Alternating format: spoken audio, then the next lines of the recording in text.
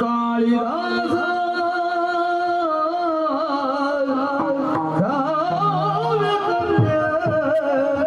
ಹಡೆದ ಲಲನೆಯೋ ದೇವಶಿಲ್ಪಿ ಕಡೆದ ಚಲುವೆಯೋ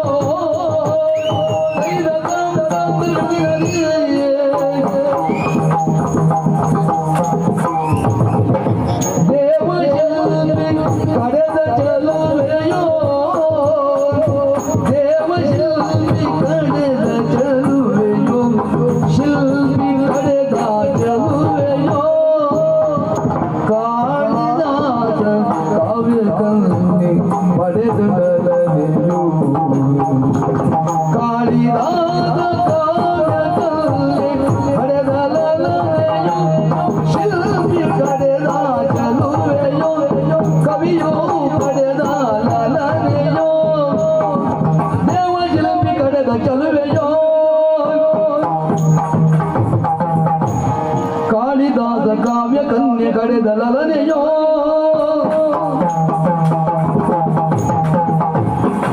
ಕಾಳಿದಾಸ ಕಾವ್ಯ ಕನ್ಯೆ ಪಡೆದ ಲಲನೆಯೋ ಶಿಲ್ಪಿ ಕಡೆದ ಚಲುವೆಯೋ ಕಡೆದ ಚಲುವೆಯೋ ಕವಿಯು ಪಡೆದ ಲಲನೆಯೋ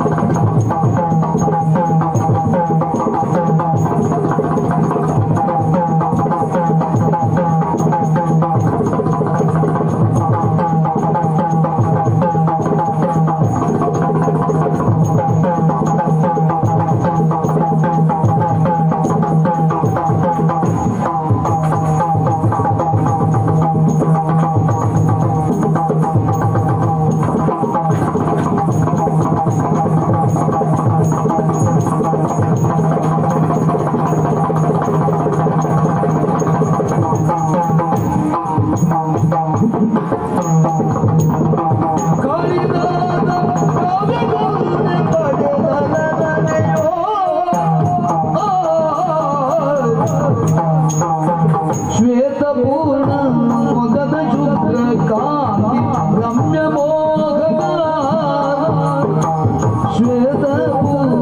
ಶ್ವೇತಪೂರ್ಣ ಮೊಗದ ಶುಭ್ರ ಕಾಂತಿ ರಮ್ಯ ಮೋಹಕ ಕಾಂತಿ ರಮ್ಯ ಮೋಹಕ ಸ್ವಾತಿ ಮುತ್ತು ಮಾಲೆಯಂತೆ ಅರಳು ನಗೆಯೋ ಸ್ವಾತಿ ಮುತ್ತು ಮಾಲೆ ಸ್ವಾತಿ ಮುತ್ತು ಮಾಲೆ ಸ್ವಾತಿ ಮುತ್ತು ಮಾಲೆಯಂತೆ ಅರಳು ನಗೆಯೋ ಮಾದಕ ಅವಳ ಅರಳು ನಗೆಯೋ ಮಾದಕ ಶ್ವೇತಪೂರ್ಣ ಮೊಗದ ಶುಭ್ರ ಕಾಂತಿ ರಮ್ಯ ಮೋಹಕ ಸ್ವಾತಿ ಮುತ್ತು ಮಾಲೆಯಂತೆ ಅರಳು ನಗು ಮಾದಕ ಸ್ವಾತಿ ಮುತ್ತು ಮಾಲೆಯಂತೆ ಸ್ವಾತಿ ಮುತ್ತು ಮಾಲೆಯಂತೆ ಸ್ವಾತಿ ಮುತ್ತು ಮಾಲೆಯಂತೆ ಅರಳು ನಗೆಯೋ ಮಾದಕ ಅವಳ ಅರಳು ನಗೆಯೋ ಮಾದಕ ಕಾಂತಿ ರಮ್ಯ ಮೋಹಕ ಅರಳು ನಗೆಯೋ ಮಾದಕ ದೇವಶಿಲ್ಪಿ ಕಡೆದ ಚಲುವೆ ಕಾಳಿದಾಸ ಕಡೆದ ಲಲನೆ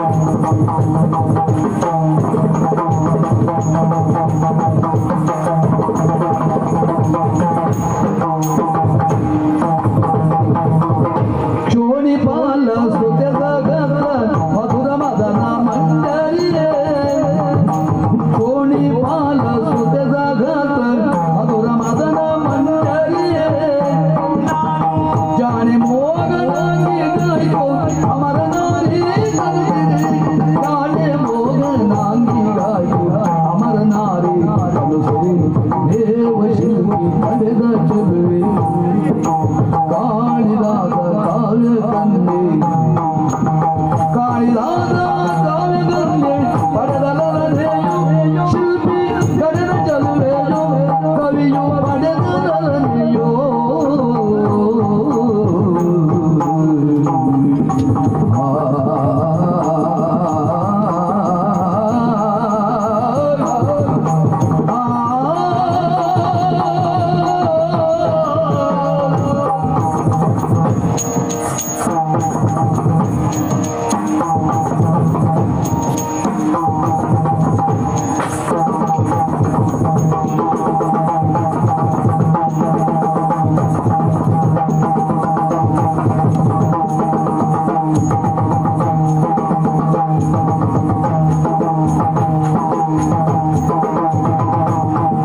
ಶ್ವೇತಪೂರ್ಣ ಮೊಗಲ ಶೂದ್ರ ಕಾಂತಿರಮ್ಯ ಮೋಗ ಸ್ವಾತಿ ಮುತ್ತು ಮಾಲೆಯಂತೆ ಅರಳು ನಗೆಯು ಮಾದಕ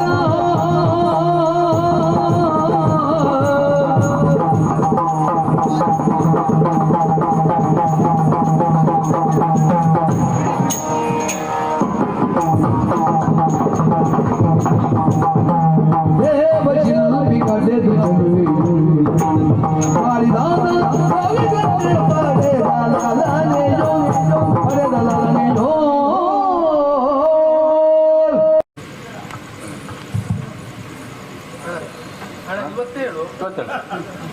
ಕಲಾಭಿಮಾನಿಗಳೇ, ಕಲಾ ರಸಿಕರೇ, ಪ್ರೇಕ್ಷಕರೇ, ಬಂಧುಗಳೇ, ಕೇಳಿ ಕೇಳಿ ಕೇಳಿ ನಾಟ್ಯ ನಾಟ್ಯ ನಾಟ್ಯ ಒಂದೇ ಒಂದು ನಾಟ್ಯ ಒಂದೇ ಒಂದು ನಾಟ್ಯ ಇಂದು ರಾತ್ರಿ 9:30ಕ್ಕೆ ಸರಿಯಾಗಿ ಜಗಜಗಿಸುವ ರಂಗಮಂಟಪದಲ್ಲಿ ವಿದ್ಯುತ್ ದೀಪಾಲಂಕೃತವಾದಂತಹ ರಂಗವೇದಿಕೆಯಲ್ಲಿ ರಾಜಕುಮಾರಿಯಾದಂತಹ ಶಾಸ್ತ್ರವಂತ ನಾಟ್ಯ ನಾಟ್ಯ ನಾಟ್ಯ ಈ ನಾಟ್ಯವನ್ನು ನೀವು ನೋಡಲು ಮರೆಯಲಿರಿ ಮರಗಿ ಮರೆತು ಕೊರಗದಿರಿ ಕೊರಗಿ ಸೊರಗದಿರಿ ಸೊರಗಿ ಮರುಗದಿರಿ ಮರುಗಿ ನಿರಾಶರಾಗದಿರಿ ಒಂದೇ ಒಂದು ನಾಟ್ಯ ಒಂದೇ ಒಂದು ನಾಟ್ಯ ನಾಟ್ಯ ಇದಕ್ಕಾಗ್ಬೋದು ಅವನ ನೋಡಿ ನನಗೆ ಅನುಮಾನ ಇದು ಒಂದಕ್ಕಲ್ಲ ಯಾವ್ದಕ್ಕೂ ಅದಿತ್ತು ಅಂತ ಅಲ್ಲ ಅದು ಬೆಳಿಗ್ಗೆ ಕೂಗಿಕೊಂಡು ಹೋಗ್ತಿದ್ದದ್ ನೀವೇ ಅದು ಗಣೇಶನ ಬರೀ ಪ್ರಚಾರ ಒಂದಿದ್ರೆ ಸಾಕಾಗುದಿಲ್ಲ ಮತ್ತೆ ರಂಗುರಂಗಿನ ರಂಗಮಂಟಪ ಅಂತ ಹೇಳಿದೆ ಯೋಚನೆ ಮಾಡುವ ಅವಶ್ಯಕತೆ ಇಲ್ಲ ಈ ಗುರುಕುಲದಲ್ಲಿರುವಂತ ಎಲ್ಲಾ ವಿದ್ಯಾರ್ಥಿಗಳಿಗಿಂತ ಸ್ವಲ್ಪ ಹಿರಿಯವ ನೀನಾದ್ರಿಂದ ನಿನ್ನ ಮಾತಿಗೆ ಬೆಲೆ ಕೊಟ್ಟು ಇಲ್ಲ ಅಂತ ಹೇಳ್ತಾರೆ, ಬೆಲೆ ಕೊಡ್ಲಿಲ್ಲ. ಯಾರು ಮಾತು ಬೆಲೆ ಕೊಡುದಿಲ್ಲ. ಅವ ಪುಸ್ತಕ ಹುಡುವ ಒಪ್ಲಿಲ್ವಾ? ಒಪ್ಪಲಿಲ್ಲ. ನಾ ಒಪ್ಪಿಸ್ಲ ಇವಪ್ಪ ಅಂತ ಗಂಡೆ ಇವ ಇಷ್ಟೊತ್ತು ನಾನು ಹೇಳಿದ್ರೆ ಒಪ್ಪಲಿಲ್ಲ. ಇಷ್ಟೊಟ್ಟವ್ರು ಹೇಳಿದ್ರೆ ಕೇಳಲಿಲ್ಲ. ನನ್ನ ಮೂಗರ ಮೇಲೆ ಕೂತಿದೆ ಈಗ. ನನ್ನ ಮೂಗ ಆದಾಗ ಆಗ್ಬೇಕೀಗ. ನಾನೀಗ ಒಪ್ಪಿಸ್ತೆ. ನಾನು ಒಪ್ಪಿಸುವ ಹೊಣೆಗಾರಿಕೆ ನನ್ನ ತಾಯಿ. ನೋಡು ನೋಡುವ ನೋಡು ನೋಡುವ ನೋಡು. ಉದಯ ಚಂದೀರೋ ಮದನ ಚಂದೀರೋ ಉದಯ ಉದಯ ಚಂದಿರೋ ಮದನ ಹೃದಯ ರಂಜಿರೋ ಮದನ ಹೃದಯ ರಂಜಿರೋ ಮದನ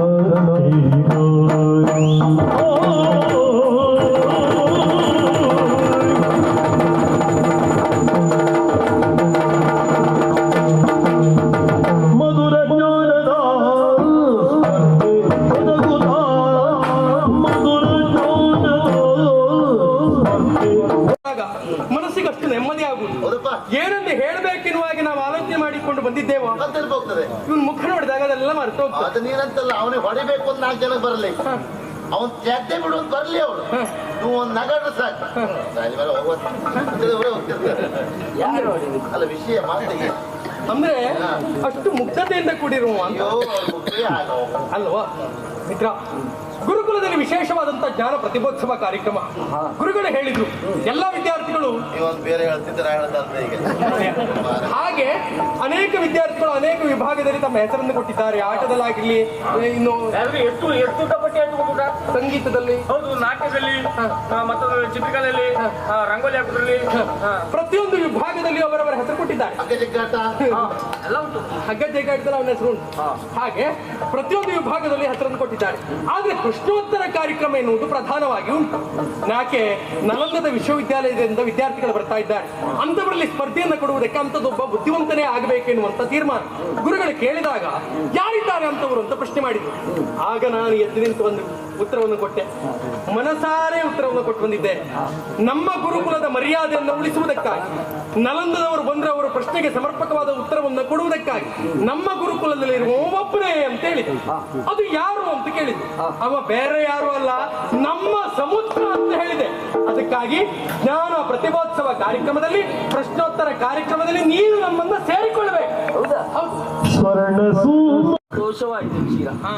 ಆಹಾ, ಅರಳು ಹುರಿದ ಹಾಗೆ ಪಟಪಟನೆ ಮಾತಾಡುತ್ತಿರುವಂತಹ ನಿನ್ನನ್ನು ನೋಡಿದ್ರೆ ಸಮಾಧಾನವಾಗ್ತದೆ. ನನಗೆ ನಿಜವಾಗಿ ಹೇಳ್ಬೇಕು, ಇಲ್ಲಿಯವರೆಗಾಗಿ ಬಂದು ನನ್ನನ್ನ ಪ್ರತಿಭೋತ್ಸವದ ಕಾರ್ಯಕ್ರಮಕ್ಕೆ ಸ್ಪರ್ಧೆಯಾಗಿ ಪ್ರಶ್ನೋತ್ತರದಲ್ಲಿ ಭಾಗವಹಿಸಬೇಕು. ಗುರುಗಳ ಪರವಾಗಿ ನೀನು ಆಹ್ವಾನಿಸ್ತಾ ಇದ್ದೀಯ. ಖಂಡಿತ. ನೋಡು, ಗುರುಗಳ ಬಗ್ಗೆ, ಗುರುಗಳಲ್ಲಿ ನನ್ನ ಬಗ್ಗೆ ವಿಶೇಷವಾಗಿ ತಿಳಿವಿ ನನ್ನನ್ನೇ ಆ ಪ್ರಶ್ನೋತ್ತರ ಕಾರ್ಯಕ್ರಮಕ್ಕೆ ಆಯ್ಕೆ ಮಾಡಿಕೊಂಡವ ನೀನು. ಯೋಚನೆ ಮಾಡುವ ಅಗತ್ಯ ಇಲ್ಲ. ನೀನು ಹೇಳಿದ್ದು ಹೇಗಾಯ್ತು ಗೊತ್ತುಂಟ? ಹೇಗಾಯ್ತು? ಬಂಗಾರದ ಹೂವಿಗೆ ಪರಿಮಳ ಬಂದ್ರೆ ಹೇಗಾಗ್ತದೆ ಹೇಳು? ಇನ್ನೂ ಒಳ್ಳೆಯದಲ್ವಾ? ಅಲ್ವಾ? ಅದೇ ರೀತಿಯಲ್ಲಿ ನೀನು ಆಡಿದ ಮಾತಿಗೆ ಎರಡಾಡುವವ ನಾನು ಎನ್ನುವ ಹಾಗೆ ಭಾವಿಸಬೇಡ. ನಾಳೆ ನಡೆಯುವಂತಹ ಪ್ರತಿಭೋತ್ಸವದ ಸ್ಪರ್ಧೆಗೆ ನೀನು ಹೇಳಿದ ಹಾಗೆ ನಾನು ಬರ್ತೇನೆ. ಆ ಸಮಯಕ್ಕೆ ಖಂಡಿತ ಬರ್ತೇನೆ. ಹೆಸರು ಬರ್ಕೊಳ್ಳೋದಾ? ಬರೀಲಿಕ್ಕಿಲ್ಲ. ಓ, ಚೀರ ಹೇಳಿದ್ಮೇಲೆ ಮುಗಿದೋಯ್ತು. ಹಾಗಿದ್ರೆ ನೀನು ಸರಿಯಾದ ಸಂದರ್ಭಕ್ಕೆ ನಿನ್ನ ಹೆಸರನ್ನು ಬರೆದಿರ್ತೇನೆ, ಗುರುಗಳಿಗೆ ವಿಚಾರ ತಿಳಿಸ್ತೇನೆ. ಬರುವಾಗ ನೀವು ಒಬ್ಬರೇ ಬರುದು ಬೇಡ, ನಮ್ಮ ಹಳೆಯವ್ರನ್ನು ಕರ್ಕೊಂಬ. ಮುಂದೋಗಿರ್ತೆ ಬರ್ಬೇಕು.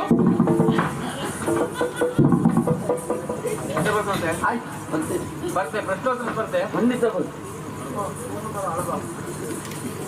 ಕರ್ಕೊಂಡು ಬನ್ನಿ ಹಿರಿಯವರು. ಹಿರಿಯೂರ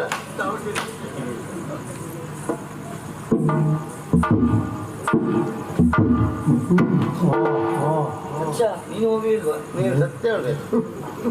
ನನ್ನ ಕಂಡ್ರೆ ನಿಂಗೇನು ಕಂಡಾಗ